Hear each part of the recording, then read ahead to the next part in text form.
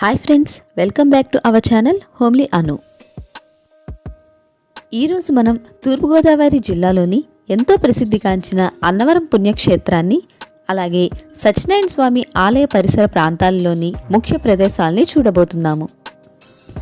అన్నవరం విజయవాడ నుండి 237.3 కిలోమీటర్లు, అలాగే వైజాగ్ నుండి 108.6 కిలోమీటర్లు మరియు హైదరాబాద్ నుండి అయితే 508.5 కిలోమీటర్ల దూరంలో ఉంది.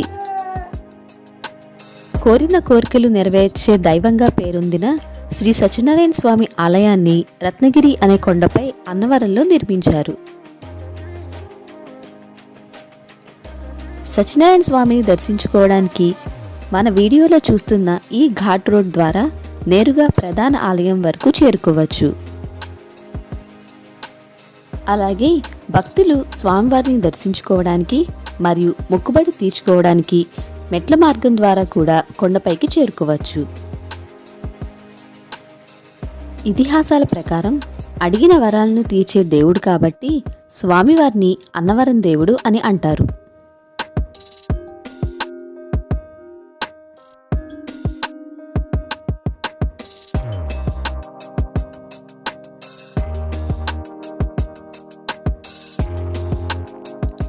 అన్నవరం శ్రీ సత్యనారాయణ స్వామి వ్రతం మరియు అన్నవరం ప్రసాదానికి ఉన్న ప్రాముఖ్యత గురించి మన అందరికీ తెలిసినదే. ఎప్పుడూ భక్తులతో రద్దీగా ఉండే అన్నవరం కోవిడ్ కారణంగా లాక్డౌన్ ఆంక్షలు ఎత్తివేసినా కూడా ఎంతో నిర్మానుష్యంగా ఉండడం మనం ఇక్కడ చూడవచ్చు.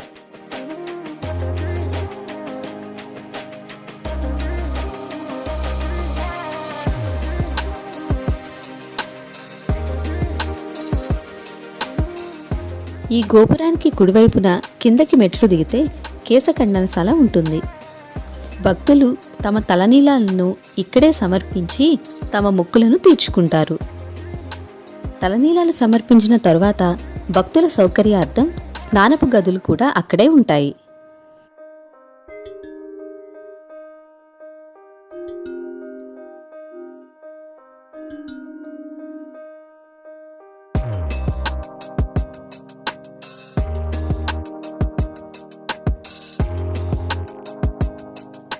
అలాగే తమ ఇంటి వద్దనే కట్టిన తలనీలాల ముడుపులను కూడా భక్తులు ఈ హుండీలో వేసి తమ మొక్కులను తీర్చుకుంటారు.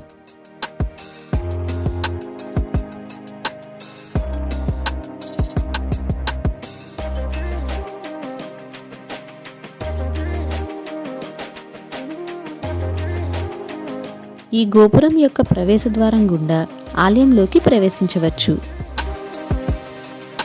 ఆలయంలోకి ప్రవేశించిన తర్వాత మొబైల్స్ అనుమతించబడవు కాబట్టి అక్కడే ఉన్న లాకర్స్లో మన సెల్ ఫోన్స్, కెమెరాస్ భద్రపరచుకోవచ్చు.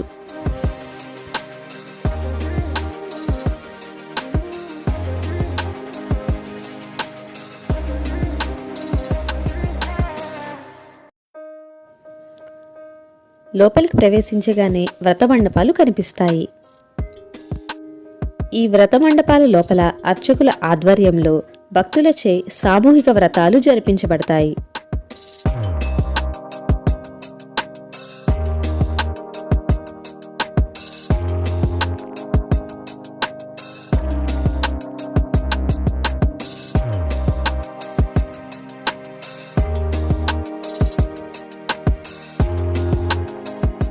వ్రతం ముగించుకుని నేరుగా స్వామివారిని దర్శించుకున్న తర్వాత ఈ ప్రదేశానికి చేరుకుంటాము.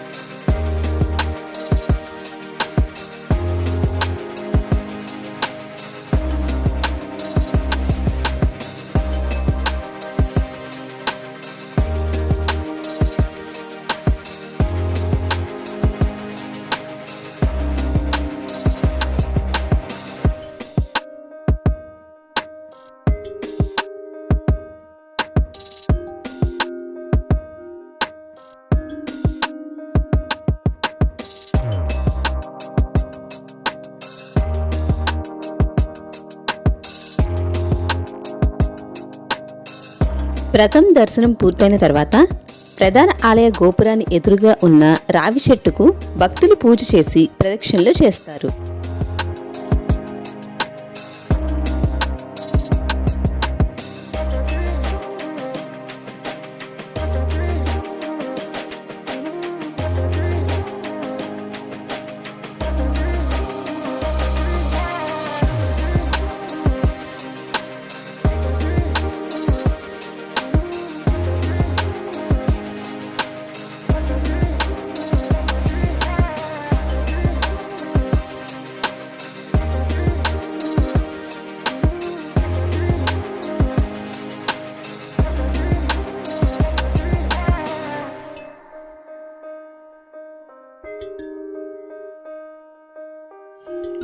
ఆ తరువాత రావి చెట్టు పక్కనే శ్రీ గోకులం అనే గోశాల ఉంటుంది.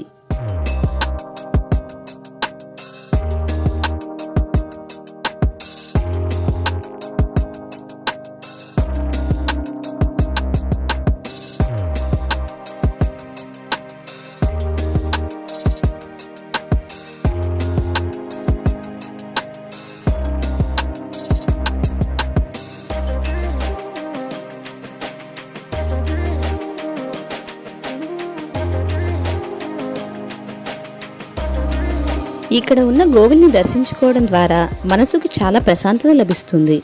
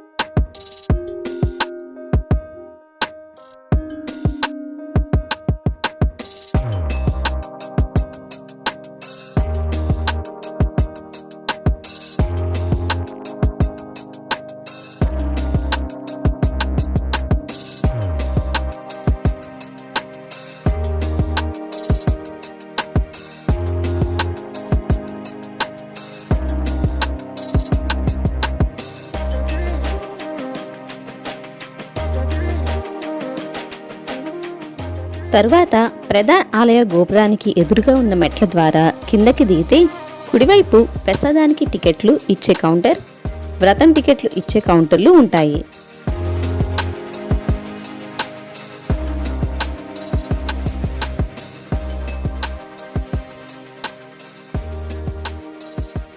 స్వామివారి ప్రసాదం తీసుకునే కౌంటర్లు ఇవే.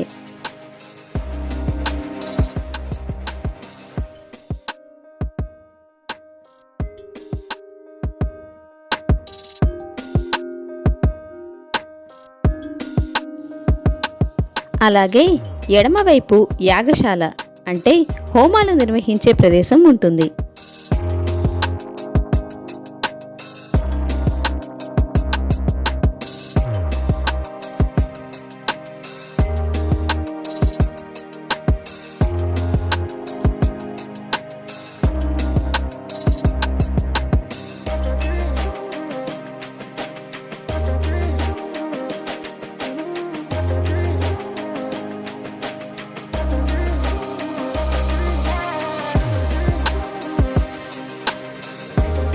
ఈ ప్రదేశం నుండి మనకి రత్నగిరి పర్వత శ్రేణులు చాలా చక్కగా కనిపిస్తాయి.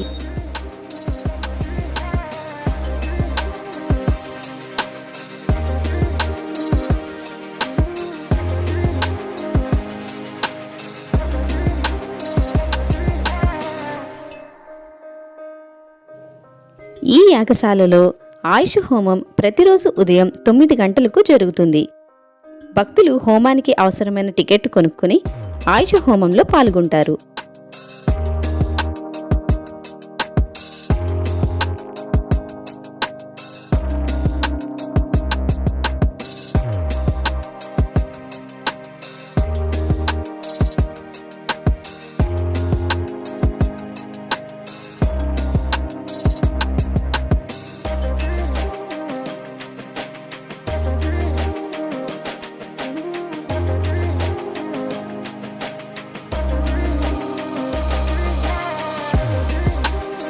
ఫ్రెండ్స్, ఇప్పుడు మీరు చూస్తున్న ఈ విశాలమైన గుడి ఆవరణలో ఉండే ఈ ప్రాంతం కోవిడ్ రాకముందు కార్తీక మాస సమయంలో భక్తులతో నిండి ఉంటుంది.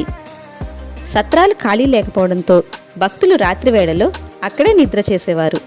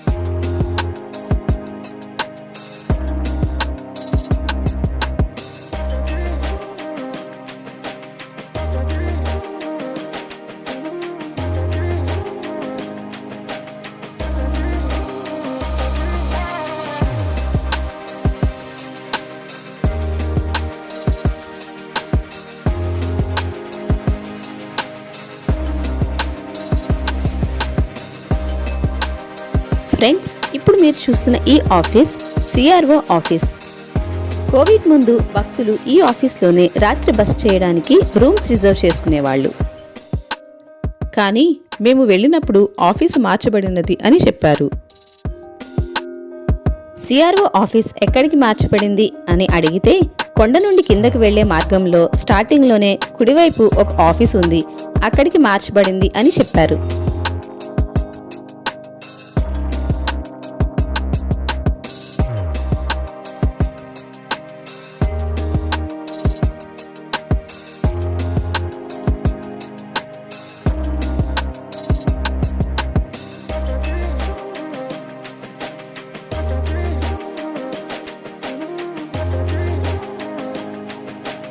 కొండ నుండి కిందకి దిగుతూ ఉంటే మనకి రత్నగిరి పర్వతాలు, పంపా నది చాలా అందంగా కనిపిస్తూ ఉంటాయి.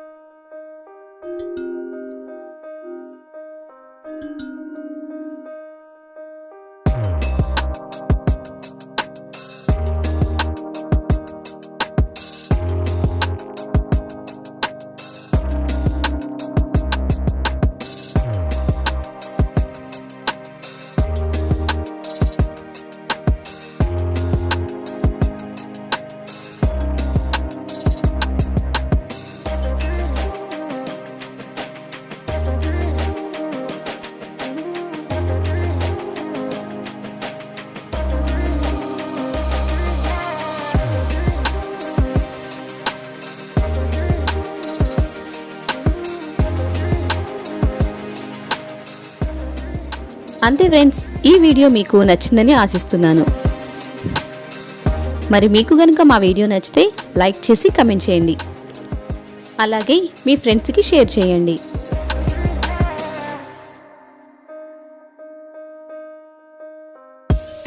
మరిన్ని వీడియోస్ కోసం మా ఛానల్ని తప్పకుండా సబ్స్క్రైబ్ చేసుకోండి.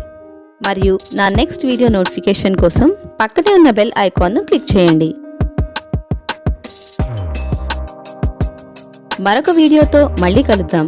Thank you for watching.